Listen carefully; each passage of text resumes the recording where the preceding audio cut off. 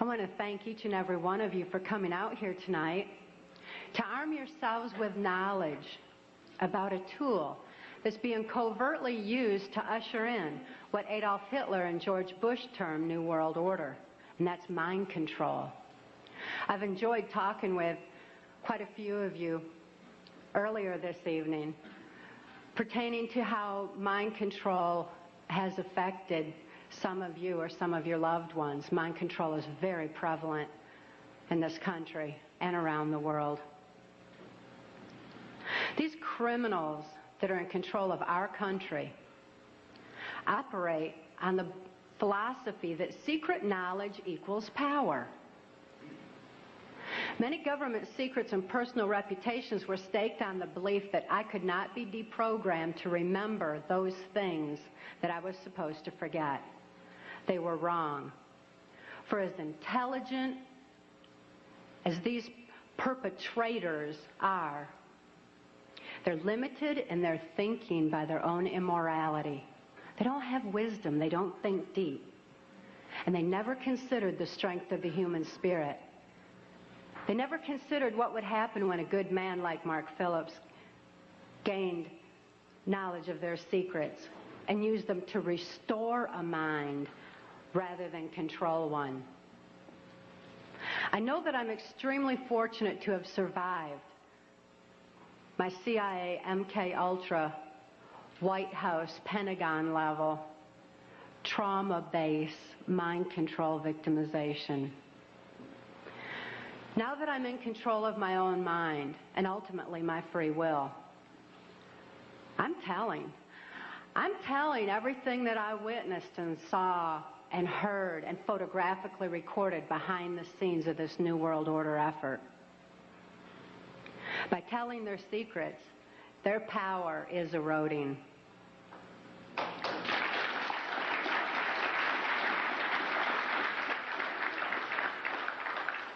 I also speak out to give voice to the many, many mind control victims and survivors out there who can't think to speak out and tell what they know and what they've endured. I speak out for the sake of my daughter, Kelly, who's now 16 years old and is a political prisoner in the custody of the state of Tennessee, where she's being denied any rehabilitation due to the political affluence of her abusers. She's counting on Mark and I to get this word out on her behalf. For Kelly's sake and for your sake, Mark and I have gone to great lengths to document the facts and the truths that are listed in our book, Transformation of America. Transformation of America is self-published, uncensored, so that you can have the facts that you have a right to know and a need to know. These truths have been covered up and kept from all of us for a long time under a blanket of so-called national security.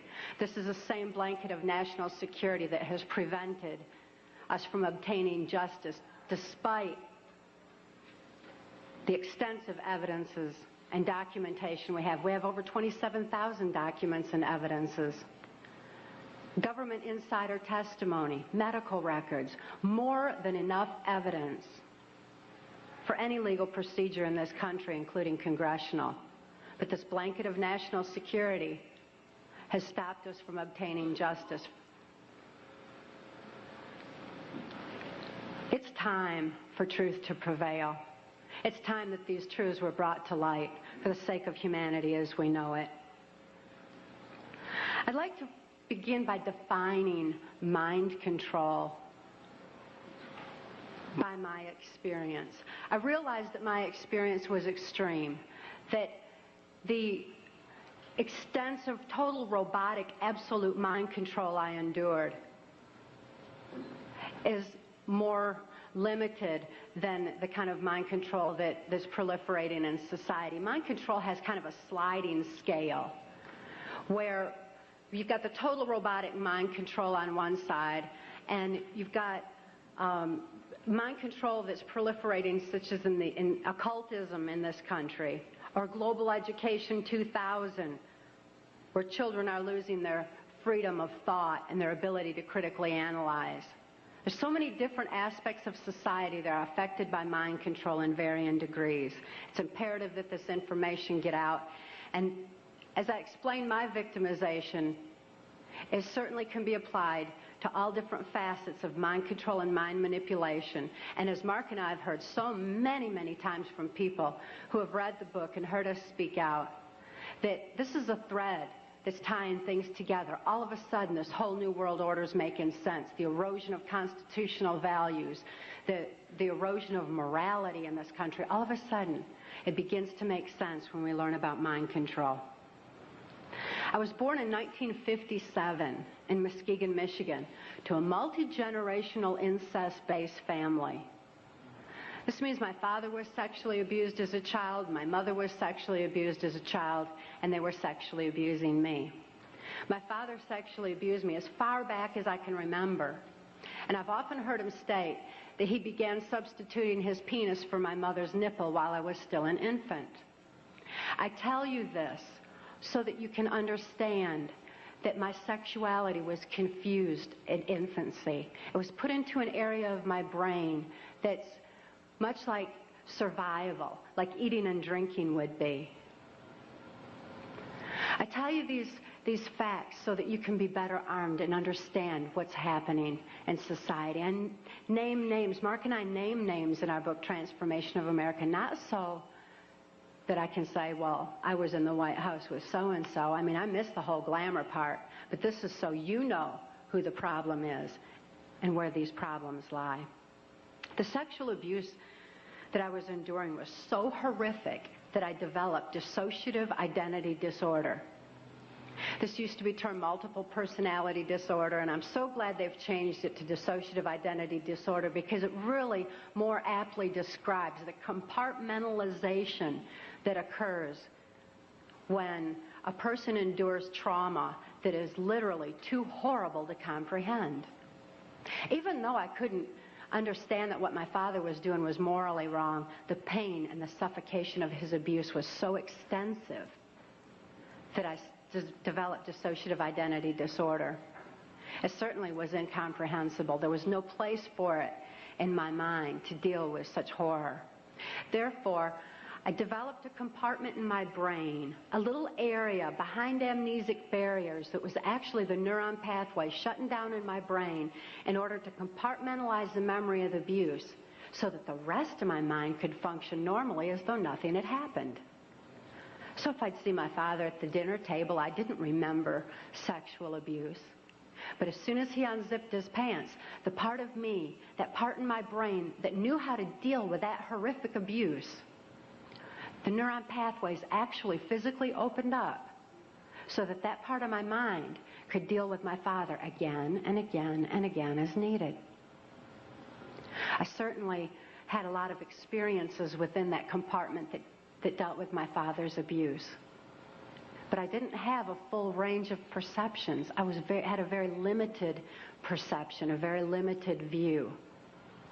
Therefore, I'm so glad it's not termed personality anymore. I developed another compartment in my brain to deal with my mother's abuse. Her abuse was primarily psychological. She suffered from dissociative identity disorder herself, and I don't hold her accountable for her actions the way that I do my father, who is fully aware of what he was doing. My mother, in spite of her inability to control herself, destroyed any remnants of self-esteem that I might have developed. And her abuse was so horrific that I developed another compartment in my brain just to deal with my mother. I developed another compartment to deal with the child pornography that my father was subjecting me to. He was earning his living as a worm digger on a 6th grade education and supplemented the family income with child pornography that was being distributed through the local Michigan mafia pornography ring. At that time, there's a criminal faction of our government that was interested in targeting children such as myself for mind control. Because this compartmentalization of memory was something that they deemed ideal for keeping government secrets. After all, if I couldn't think to remember, how could I tell about it? Additionally, people who suffer from dissociative identity disorder develop a photographic memory behind those amnesic barriers, because the brain has a defense mechanism that when trauma occurs, it photographically records events surrounding trauma.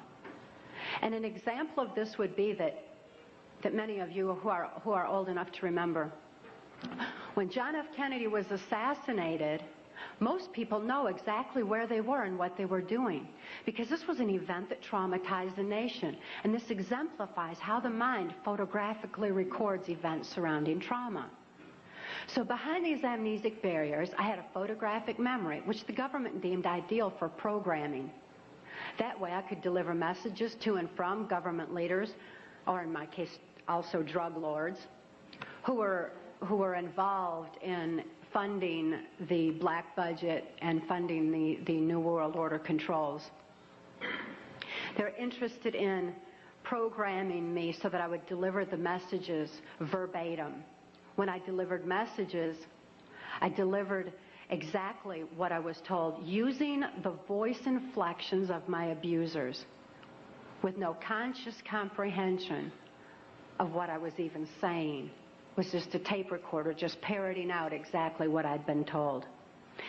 Another aspect that the government was interested in is that as a dissociative identity disordered person, I had no concept of time, because I was going from compartment to compartment of my brain with no memory of what had happened before. Therefore, I had no ability to even keep track of time, and a concept of it was just absolutely impossible. And it also makes for, if I didn't know what I was doing earlier, I wouldn't know to be tired while I was overdoing something else. Therefore, a person who suffered from dissociative identity disorder had extensive physical endurance, just superhuman strength and ability to keep going and going and going and going. Dissociative identity disorder persons also develop 44 times visual acuity. Very often that's why you see them wide-eyed with the whites around their eyes, because they're actually taking in more of their surroundings than the average person. 44 times more detail than the average person sees. That certainly makes them perfect marksmen for mercenary operations or for intelligence in different areas that the government was interested in developing mind control. I was a chosen one, or a prime candidate, for mind control because of the sexual abuse that I had endured. My sexuality had been enhanced. Therefore, I was used as a sex slave and also delivered messages to and from these government leaders. At that time, because a government, this criminal faction of our government, was so interested in dissociative identity disordered persons, they knew that any child that was subjected to child pornography had to have endured trauma so horrible that they had to be suffering from that disorder. Therefore, this criminal faction of our government sanctioned this child pornography ring so that they could identify and target children such as myself for the project.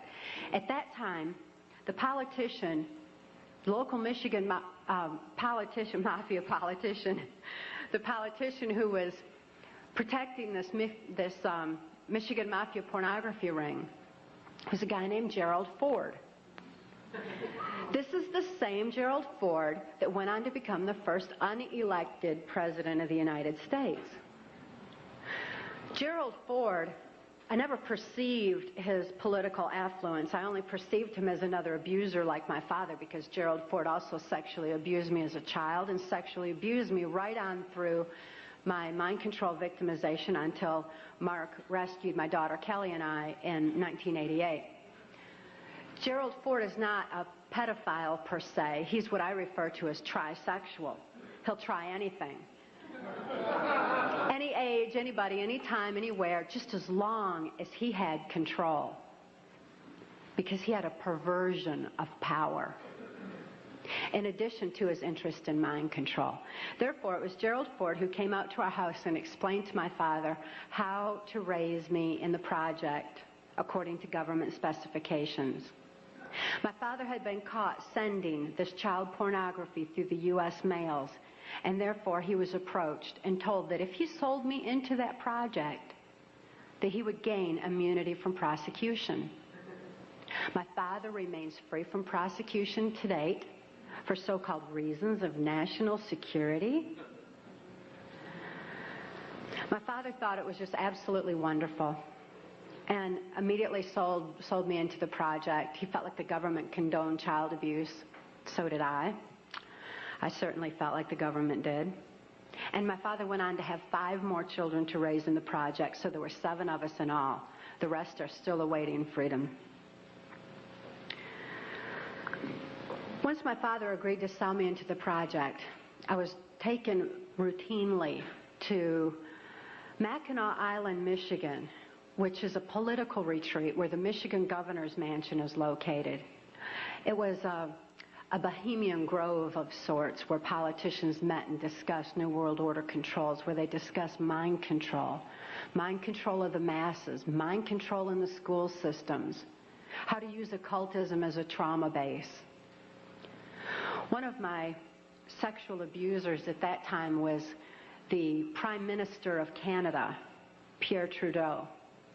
Pierre Trudeau is a professed Jesuit. Now, the Jesuits are an intelligence arm of the Catholic Vatican. There's a criminal faction within these Jesuits.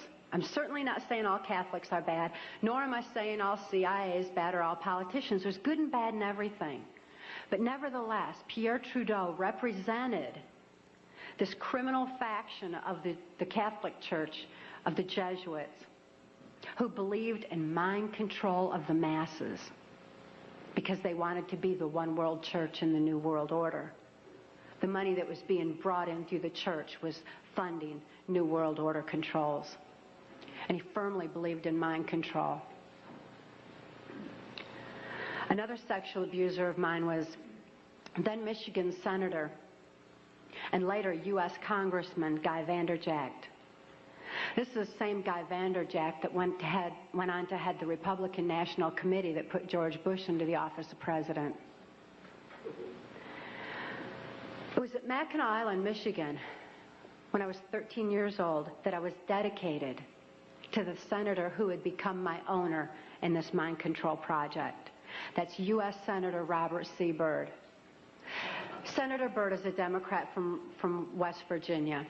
And again, as you'll notice as I reveal any names, that this doesn't have anything to do with party lines. Democrats and Republicans both are involved because it's not about party lines, it's about who's for the New World Order and who's not. Nevertheless, Senator Byrd had been in office as I've been alive. He's still in office today. He's been head of our Senate Appropriations Committee, which means he held the purse strings of our country. He decided where money would be spent.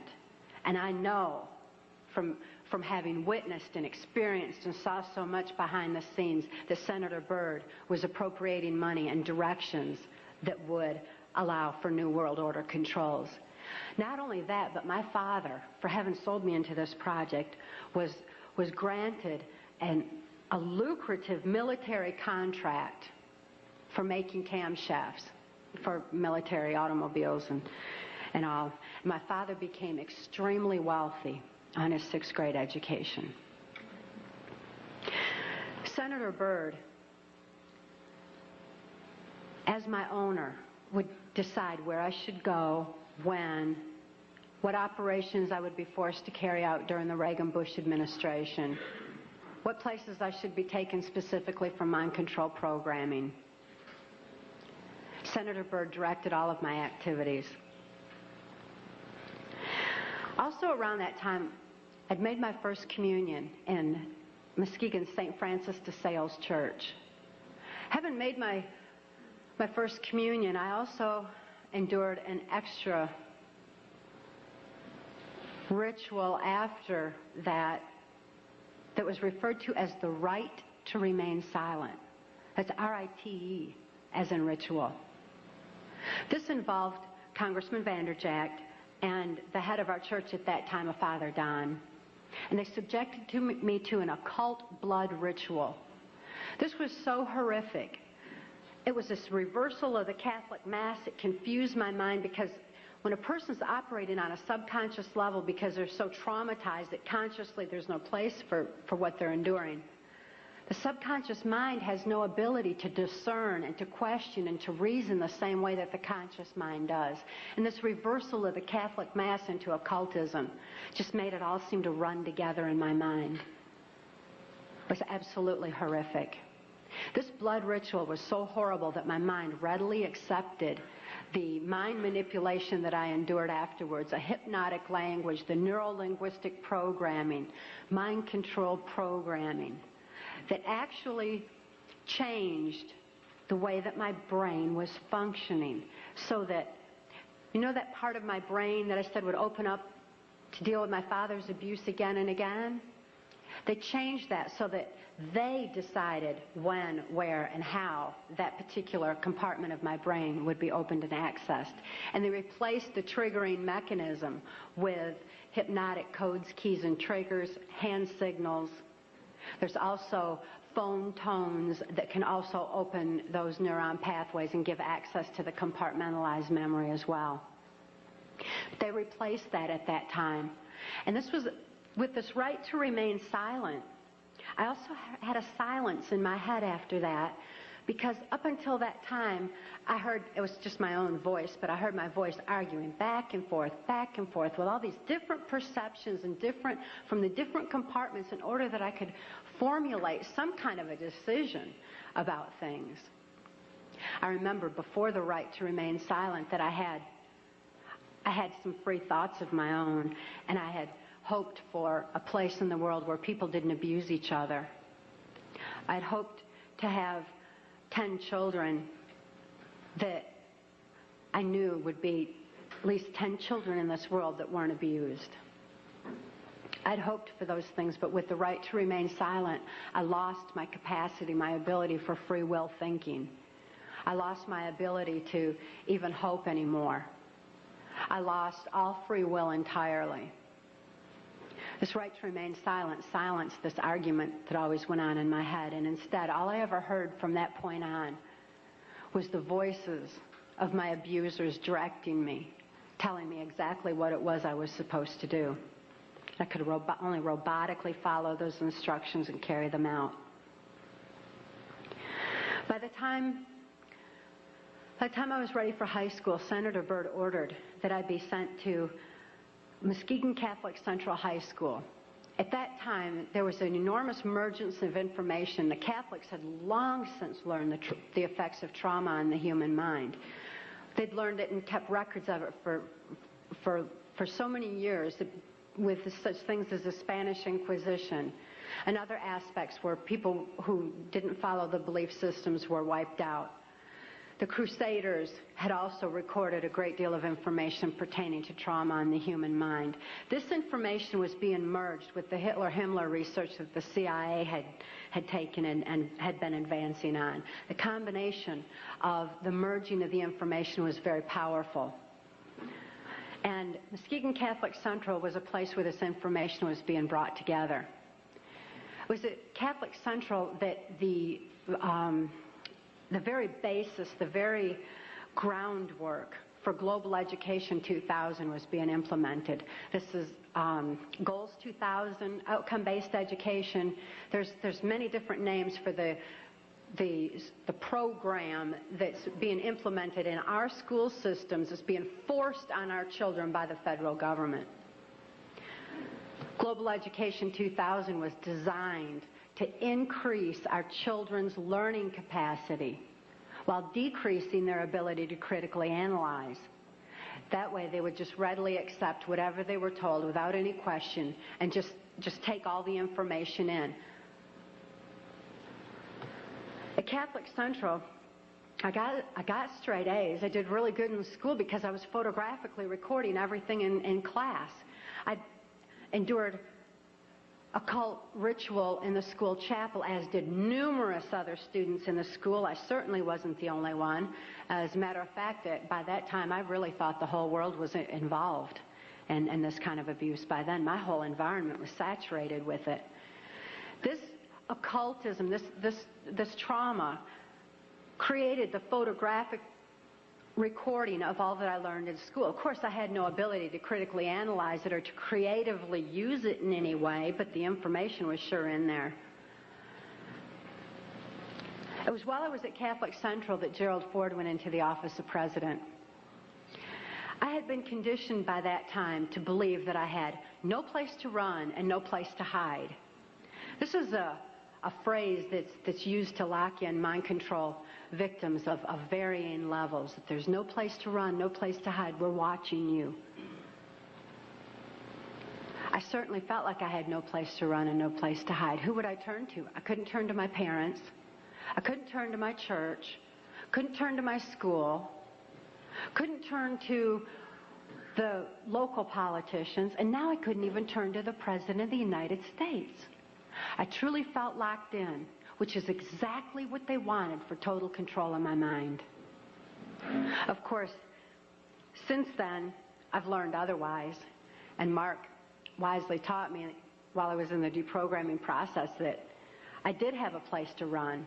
So right at them. And I had no need to hide. Obviously, they do, by the way. They're covering up all their acts with the national security blanket. After I graduated from high school, Senator Byrd ordered that I be transferred to Nashville, Tennessee. Nashville, Tennessee was heavily involved in mind control at that time through the country music industry, and above all, the proliferation of CIA cocaine operations within the country music industry were already in full swing. The political corruption in Tennessee was just all the way to the top. The country music industry provided a cover for mind-controlled slaves like myself to be taken around the country to the various places as designated, and also to distribute and deliver the large quantities of CIA cocaine that was coming into the country. It was my experience that the CIA's so-called war on drugs is no more than the CIA eliminating their competition as they take over the drug industry worldwide.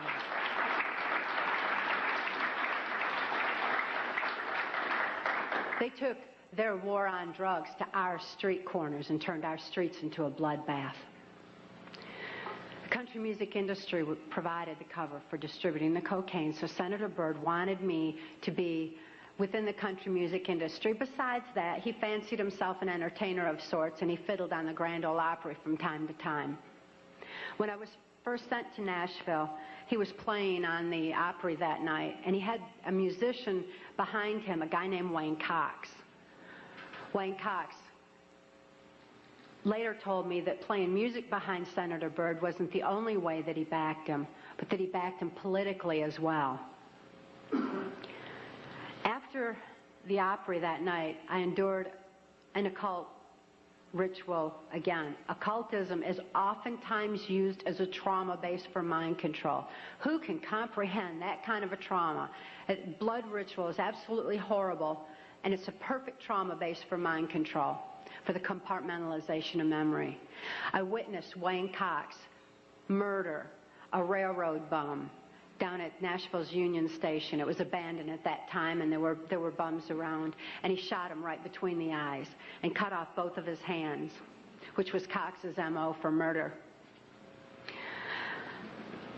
After this blood ritual, this horrible trauma, I was programmed that Wayne Cox would be my first handler in MK Ultra Mind Control. As my handler, Wayne Cox would follow Senator Byrd's directions and instructions, and above all, he would be subjecting me to more trauma sufficient to satisfy the numerous compartments Senator Byrd wanted developed in my brain for mind control programming so that I could carry out various operations during the Reagan-Bush administration. I endured numerous occult rituals after that. Wayne Cox at that time was working directly under the direction of Louisiana Senator J. Bennett Johnston, and he took me to his hometown in Chatham, Louisiana.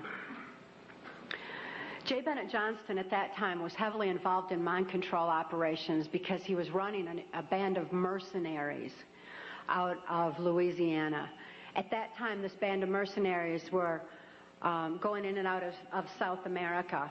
There was a lot of arms deals going on. There was, and most importantly, when the airplanes would fly these guys down to South America, they would come back full of cocaine, which was being distributed on our streets. Wayne Cox was triggering these mercenaries into operation by showing them a severed hand from another one of his victims, which re-traumatized them into the occult ritual that they had already endured and accessed a specific compartment of their brain. And he told them that J. Bennett Johnston wanted them to give him a hand and carry out a certain operation. He would then give the instructions and the guys would follow him through. So J. Bennett Johnston was heavily involved. At that time, it was 1978, and it was determined that I had endured sufficient trauma to carry out my first trial run operation. An enormous quantity of cocaine had been flown in on one of these operations, and I was to deliver it into the neighboring state of Arkansas. By that time, Bill Clinton's drug operation was in full swing. He was governor of Arkansas, and I delivered this cocaine to a remote airport in Ouachita Forest, which I've since identified as Mena Airport. I also delivered a little packet of information and a small quantity of cocaine, a personal stash from J. Bennett Johnston, to Bill Clinton. I delivered it to Bill Clinton, and he cut out 2 lines of the coke, and he did inhale.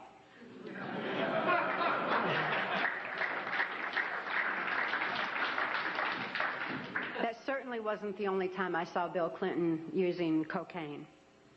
My sexual experience with Bill Clinton was extremely limited, in spite of the fact that I was a sex slave.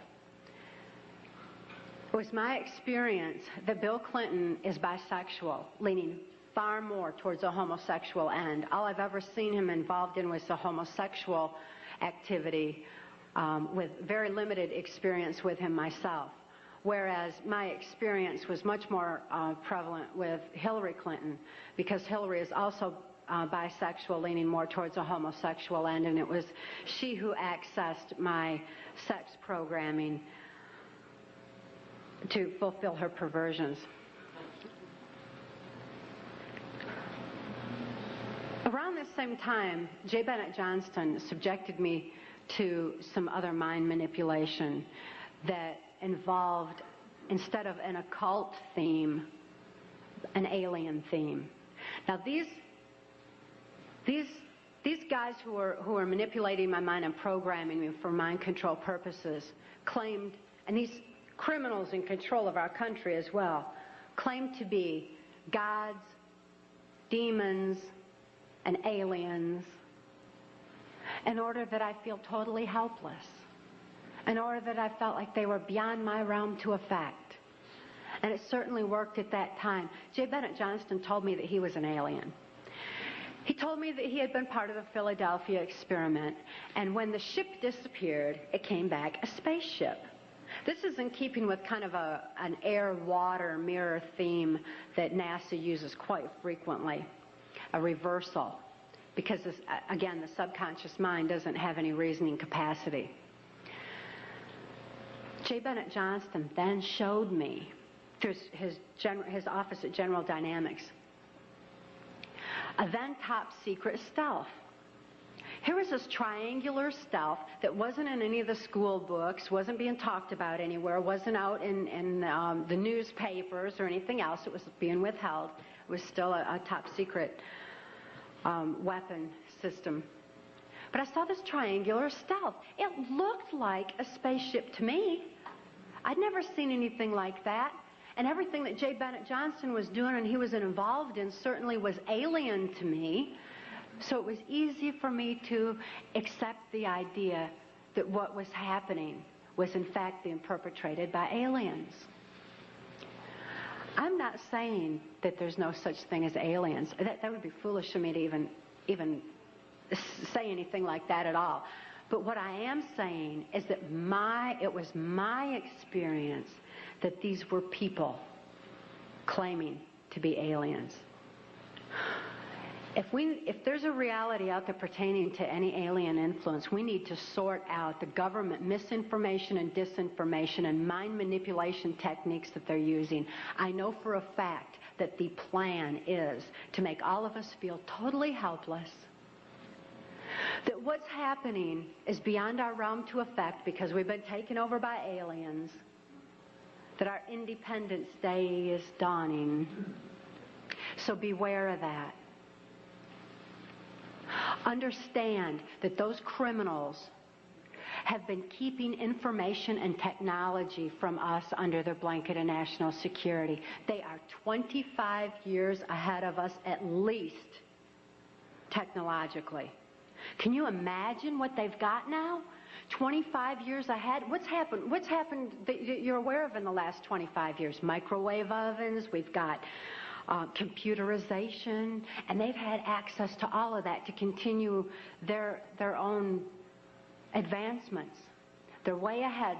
So when they say, it's aliens, and they show us some incredible technology, don't fall into the trap of feeling totally helpless, that this is beyond our realm to affect. Superstition begins where knowledge leaves off. And they have been keeping knowledge from us for a long time. People have all kinds of belief systems. And I'm sure each and every one of you has various and different belief systems as well. Regardless of what your belief system is, it is imperative that you know that these criminals are people. They are within our realm to affect. They need to be held accountable for their actions and their crimes against humanity.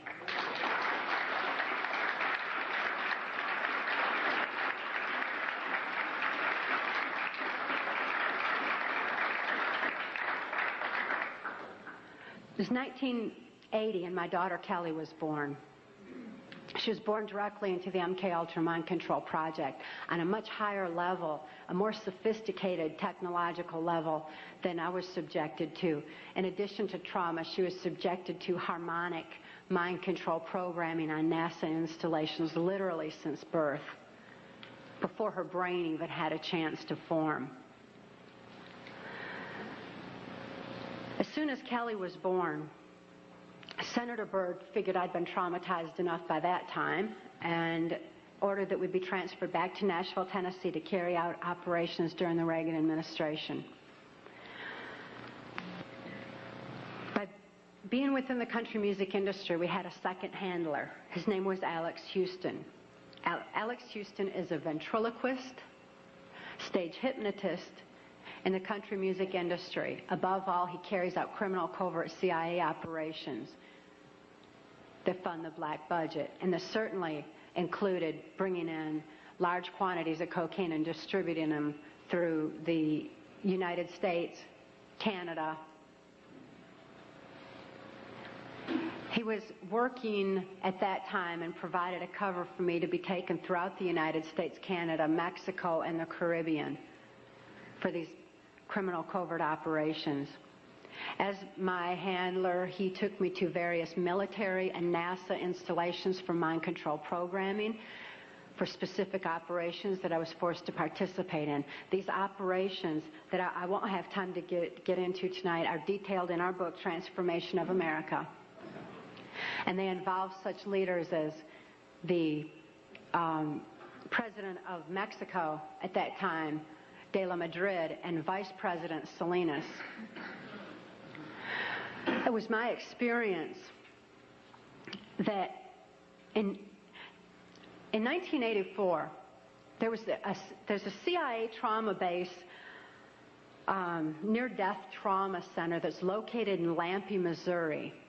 It's called the Swiss Villa Amphitheater. And they'd bring certain involved country music acts in to bring large quantities of cocaine or bring the cocaine out for distribution. Because Lampe, Missouri is just across the Arkansas line and is very much a part of Bill Clinton's cocaine operation. And it was in full swing at that time. It's also interesting to note that this Lampe, Missouri operation is where the country music industry was more conveniently relocated, you know, right there in Branson, so that it would be closer to Clinton's cocaine operations. Lampe, Missouri was a place where I heard George Bush and Bill Clinton talking. From the point of view I had, they certainly were friends, and they didn't recognize any party lines between them. That's something for the, you know, a smoke and mirrors illusion for the public. It's not something they adhere to because they had exactly the same agenda, and that was for bringing in this New World Order. I heard George Bush talking at that time. He was talking to Bill Clinton, and I've since photographically recorded it and wrote it verbatim in our book, that when the American people became disillusioned with Republicans leading them into the New World Order, that Bill Clinton, as a Democrat, was going to be put into the office of president. This was decided in 1984. Actually, I'd heard about it even prior to that.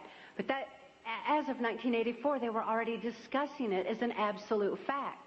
It was also discussed in the groundwork for NAFTA that by the time George Bush went into the office of president, that Salinas was going to become president of Mexico, and they together would be bringing in the NAFTA, which was the beginning of New World Order controls.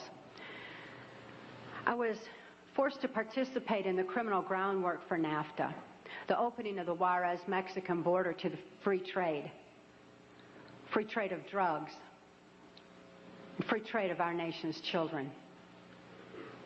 It's absolutely appalling, the criminal roots of NAFTA. Again, this is detailed in the book. But it's interesting to note that these political moves had already been decided way back when. And as I deprogrammed, and as I was, it was really something to me to find out people didn't know about this stuff. I mean, it was so obvious to me. I didn't realize that people were unaware and had bought into some kind of smoke and mirrors illusions of what was going on and never thought to look behind the scenes to what was really going on. But I understand good people don't think that way. They don't have criminal minds. They don't think to look for that kind of criminal activity. Just like these guys are limited in their thinking by immorality, good people are kind of blinded from that kind of criminal activity until their eyes are open to truth. But this criminal activity that was going on at that time, the people that were involved were following directions from George Bush. I don't purport to know it all. I don't purport to know that George Bush is at the very top of all this, but he is as high up as I knew.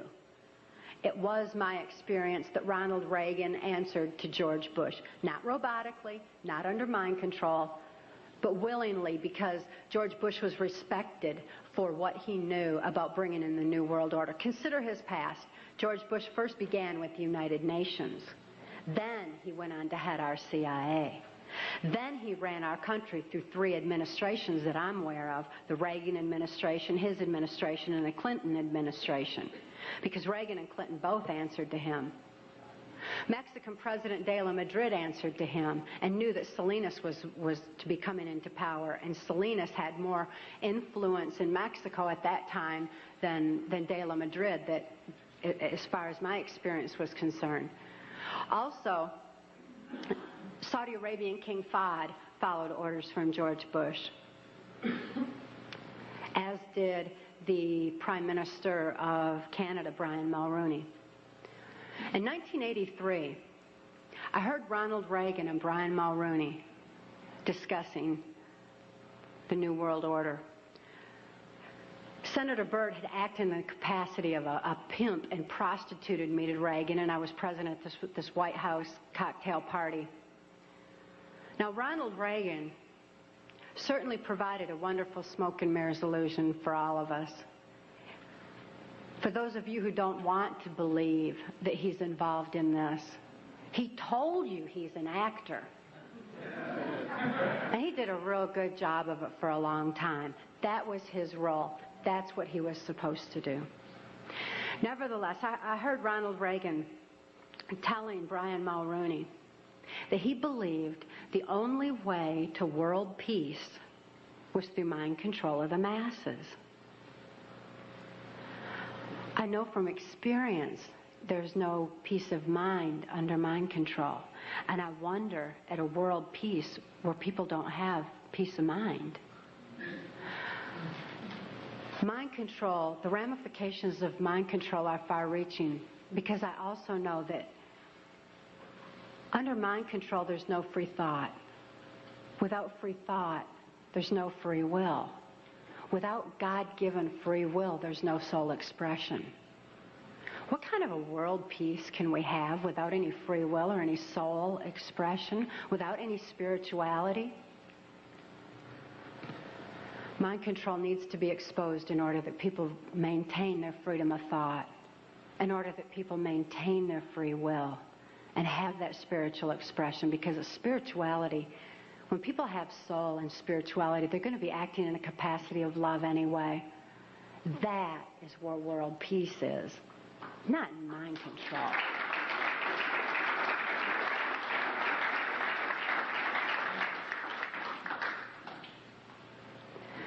By 1988, I'd been forced to participate in numerous operations against my will, all of which I certainly would never have done.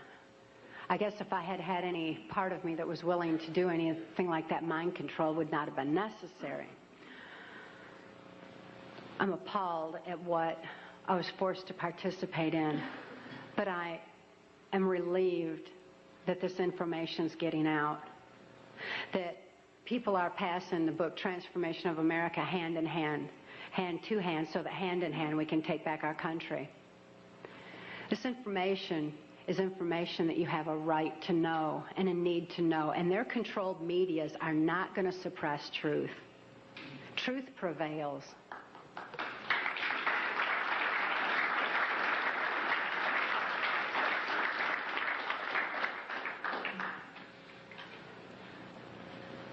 In 1988, Mark rescued my daughter Kelly and I. We couldn't think to escape. I couldn't think to save my daughter any more than I could think to save myself.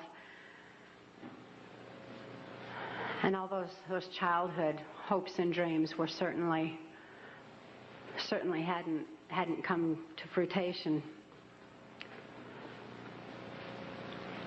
When Mark rescued Kelly and I, we didn't have any ability to even hope for good people. We didn't know they even existed. We didn't have a capacity to trust anyone. It wasn't within our realm of experience. I couldn't think to reason that Mark was a good guy. But I'd seen him with his animals. And even though I didn't have any ability to consciously reason, and Kelly didn't have any ability to consciously reason things out or to think things out, we had this extra sense developed. We sensed things very strongly. After all, when you consider that we use, 10% of our brain, we'd been like blasted into other parts of our brain, and these parts of our brain were real perceptive on what's considered, I suppose, psychic levels by some definition.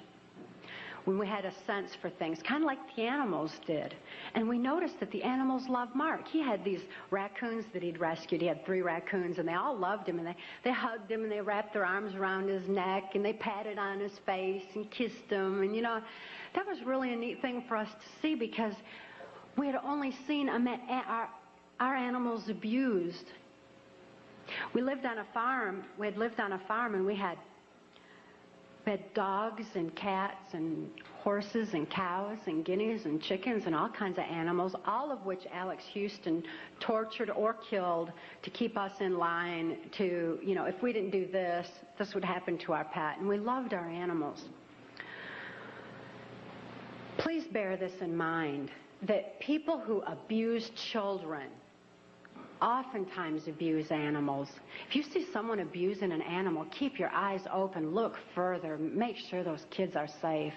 I've never seen an exception to this rule. Not that there's not one out there somewhere, but I've never seen an exception to it. So it was very telling to us that these animals loved Mark.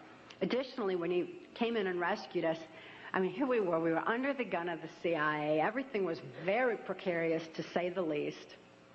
I was 30 years old. I was supposed to be killed, as most mind-controlled slaves are at the age of 30. Besides, I was considered too old for sex by that time, so I was supposed to be wiped out. But Mark came in and rescued me from certain death and rescued my daughter from a fate much worse than death, and took the time to rescue our animals. He packed up all those cows and horses and guineas and chickens and loaded them up on these different trailers and everything and brought them to safety as well. This had a profound impact on Kelly and I. We certainly developed an ability to trust right there and then. Mark took us to the safety and serenity of Alaska. Since we were safe for the first time in our lives, experiencing love for the first time in our lives, memories of our past began flashing on our mind's screen. As these memories flashed, and I started to remember what had happened to me and to my daughter, particularly during the Reagan-Bush administration, I became enraged.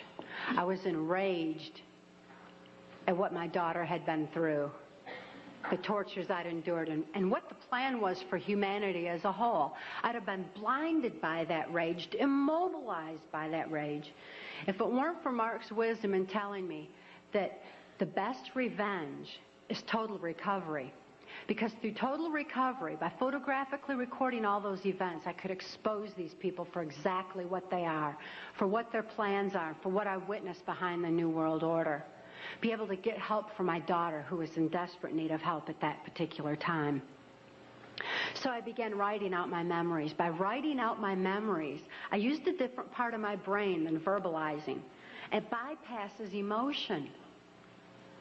Bypassing emotion was very necessary for logically making the incomprehensible comprehensible, for understanding and grasping what had happened to us and what could be done with that information. Kelly was not so fortunate. Because of the harmonic programming that she'd endured, remembering the traumas and deprogramming the program did not allow her access to all parts of her brain as it did me. She still needed some technological equipment to help her recover. She needed to actually have those neuron pathways vibrated back open with harmonic equipment. Therefore, she went into Humana Hospital in Anchorage, Alaska, in an intensive care unit. She suffered horribly at that time and responded only to some psychological intervention and not to any conventional medications. Kelly was actually suffering respiratory failure because mind control has advanced to the point where they know the ins and outs of the brain and the mind so well that they know how to program not only the subconscious, but to go into the primitive mind, the very area of our mind where blinking, breathing, and circulatory, heartbeat, all that is regulated. And they could go in there and put death programs in place.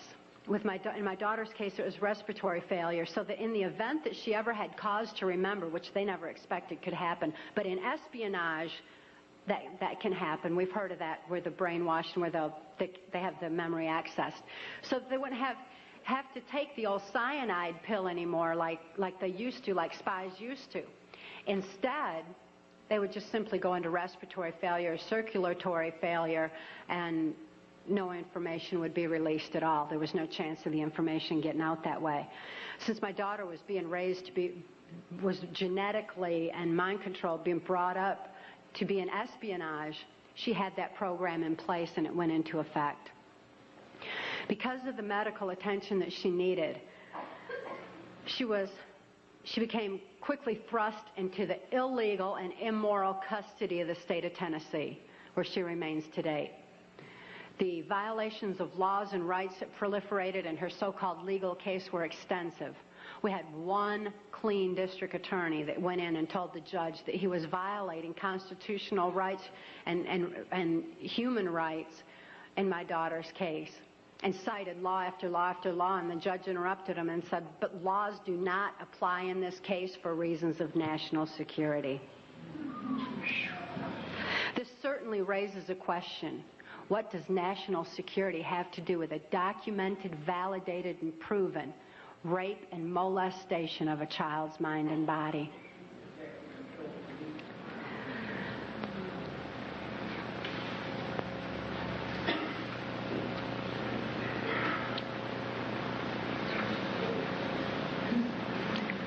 For Kelly's sake, and the sake of so many other mind control survivors out there, we need to lift this veil of national security. We need to repeal the 1947 National Security Act.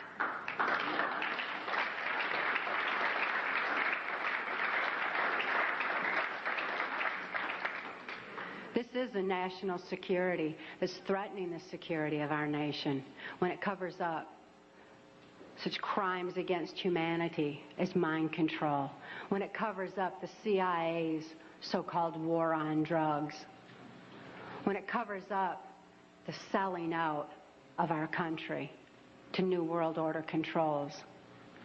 That's a national security that has nothing to do with the security of our nation.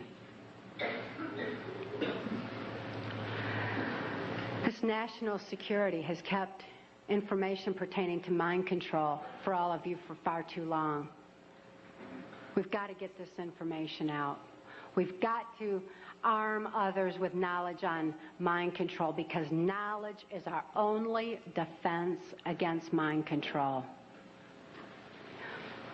We need to get this information out in detail so that we can all be more effective in our particular areas of taking back our country and ultimately taking back our world, for Kelly's sake, for the sake of all the other mind control survivors and victims that I know are out there. There's many, many of them.